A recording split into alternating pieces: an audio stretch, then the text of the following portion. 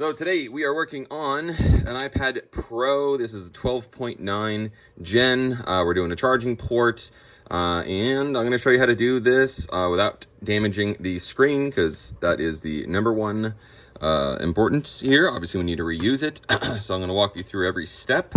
As we can see, I have it on my heat mat. I have it set to approximately 70 degrees Celsius. Another tool you're going to need, which is indispensable. If you don't have one, don't use metal tools.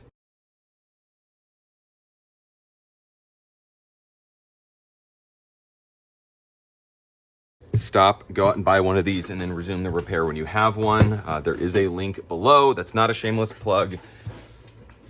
I'm just saying, I honestly, considering how expensive of a screen this is, I couldn't fathom doing this without my little helper.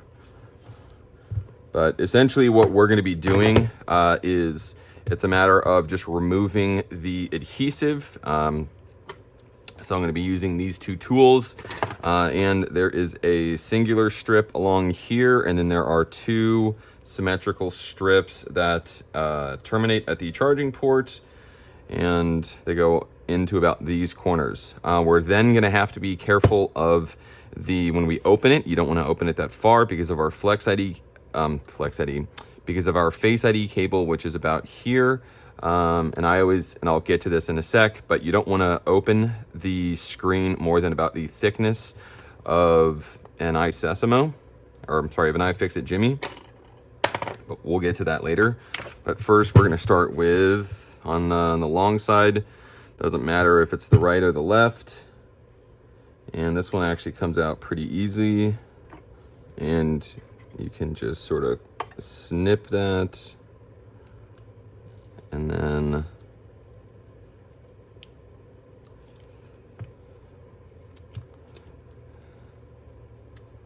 if you want, this is something that I do from time to time, depending on the model, is I'll put packing tape on on the back of it. A lot of these matte finish iPads, the iSclack doesn't want to hold on very well.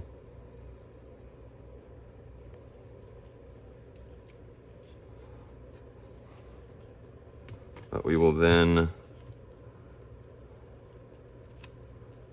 move down to this corner. As you can see, this stuff is just coming out.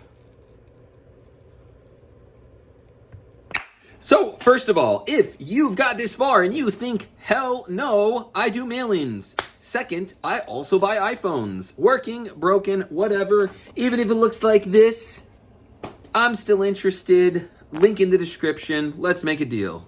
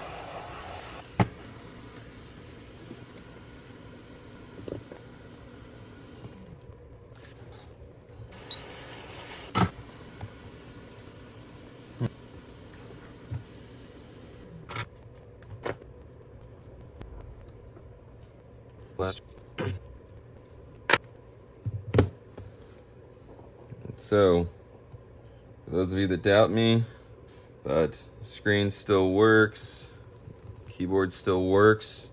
So if you follow these steps, you'll be good.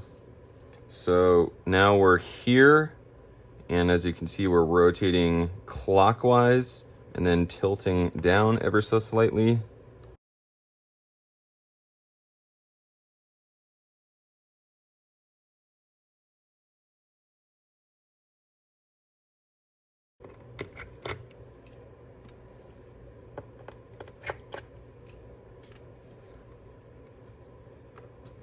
Next, we come in with a spudger, and then we can sort of lift up. In Apple's infinite wisdom, they gave this like padded foam stuff, I guess. And you can sort of just fold that back.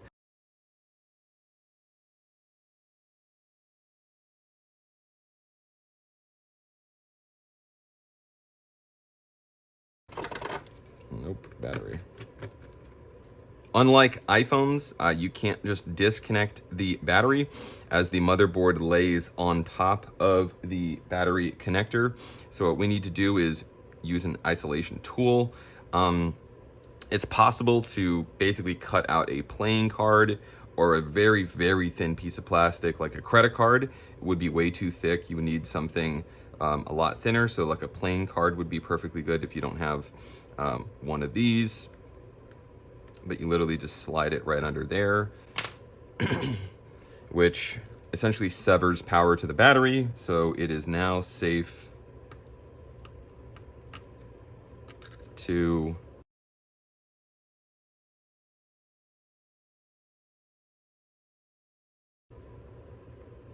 disconnect our screen, and we can just take this and set it aside.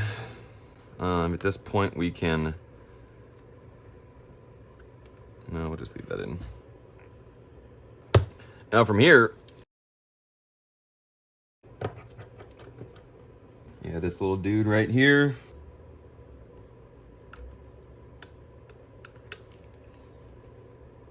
And then if you want to, I was gonna say apply some heat, but there's not a whole lot of resistance there.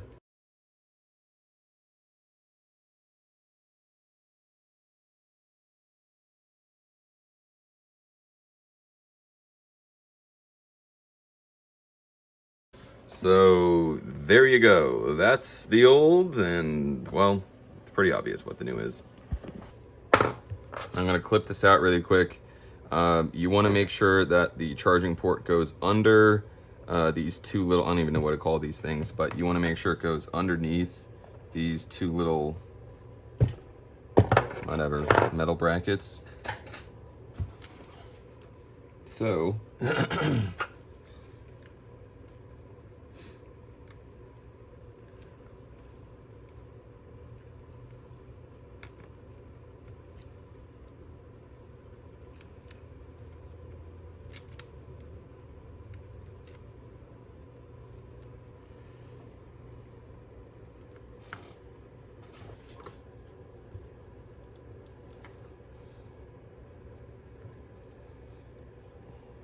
now, that took a little finagling. So what I would do is before you put in your screws, let me see if I can pull this off again.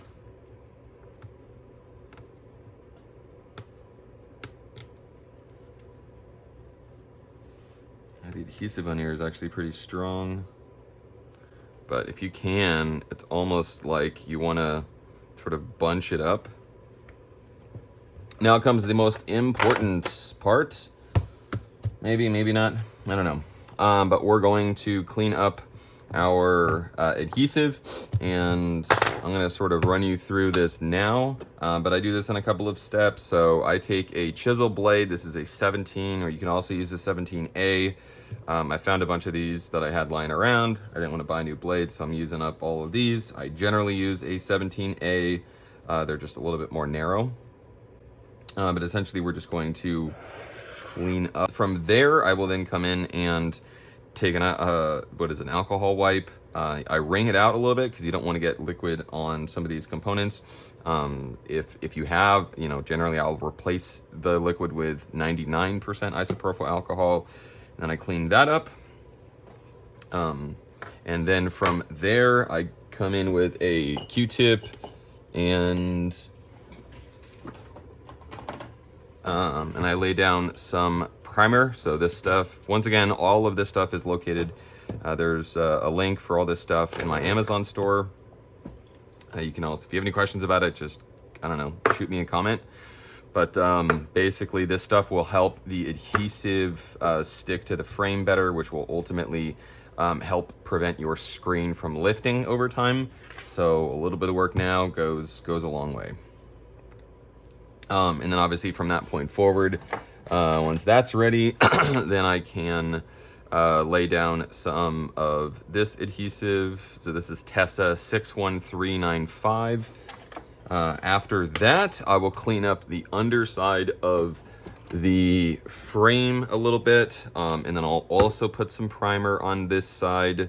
This might be a bit overkill, but like I said, a little goes a long way. I don't ever want to see this device for a warranty or lifting issue, which is why I go the extra mile.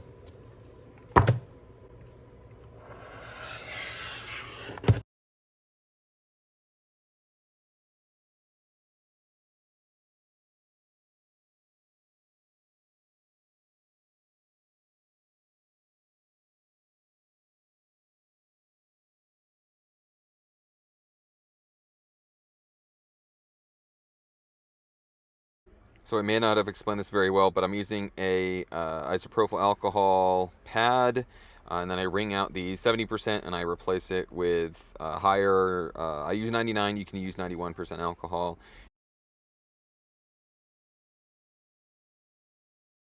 Now, when it comes to the underside of the screen, you want to be real careful because you don't want to get any of the isopropyl alcohol on the underside of the backlight. So this is where you want to use it sort of sparingly. And you're not trying to get up all this residue, you're mainly just trying to get, I don't know, some of the dirt that collects along the side. Honestly, if you want to skip this step, I think you'll be just fine as long as you're following the rest of the steps. Now is primer time. Now they make this stuff in, once again, there's a link, but they make this stuff in like little like tubes that are like maybe this long, and you just crush them, and then they're like one-time use, so you don't have to go out and spend money on a whole can.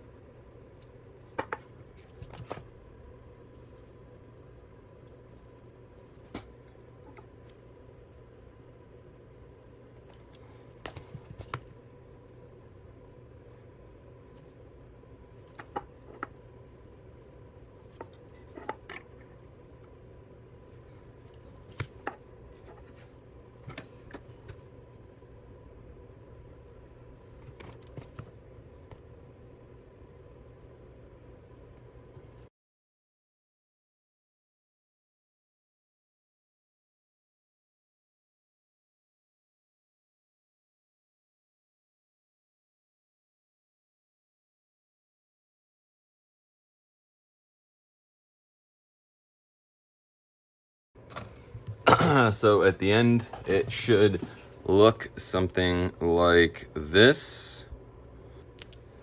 So make sure your battery isolation tool is in place. Now before we go removing our adhesive, I always like to do a dry run first, just make sure that the charging port works and that everything else works, because obviously it's a huge pain to have to undo all this stuff. So make sure your battery isolation tool is in place and your battery is disconnected. Connect your flexes, obviously remove your battery isolation tool, screw the battery down, charge it up, make sure it charges a few percentage, and then once that's good to go, you can sort of undo that, remove your adhesive, and that's it. But definitely keep watching. You are going to get a Face ID message, but don't worry about it. It'll go away when you actually connect your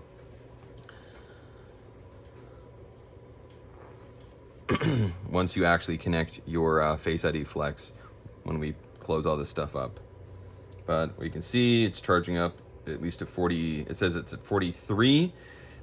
Generally, I like to make sure it climbs at least 1%, because wherever it is, whether it's at, you know, if it's at 43 and it can go to 44, it can go from 44 to 45 to 100. Hooray! We are at 44%. So I'm gonna pull my charge cord out, lift up gently. Now, remember our bracket, there's a little sort of lip on the right side. And last but not least, our long screw is bottom right. Now you can sort of just lay this flat. If you want to put some more adhesive down, you can. But once we lay this in place, there's not going to be a whole lot that's really moving. Now we're going to connect and I'll try to get this on camera, but the best method that I have is to basically keep it propped open like this. And if you can, sort of elongate the cable as best as you can. I don't know if you can see in there. Can you see that? Yeah, barely. Elongate the cable, then sort of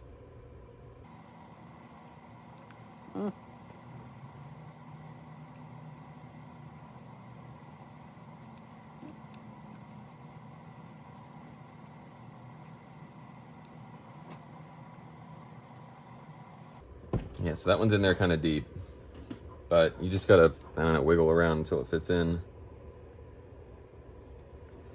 Now, once again, just like in the beginning, sort of rotate this clockwise, take our bracket, lay it in place. The longer screw goes in the top.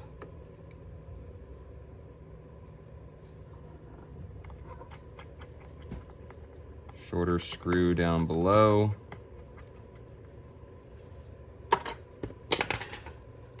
Now comes the slightly tricky part. We're gonna remove the adhesive. Now, I always do it this way, because if you do it, you know, with the iPad laying flat, sometimes the screen will touch a piece of the adhesive and it's not in its right orientation. This, in my opinion, is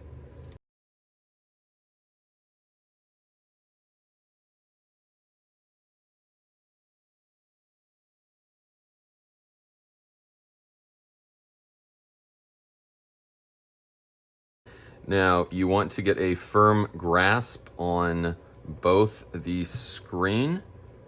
We are just going to rotate ever so slightly.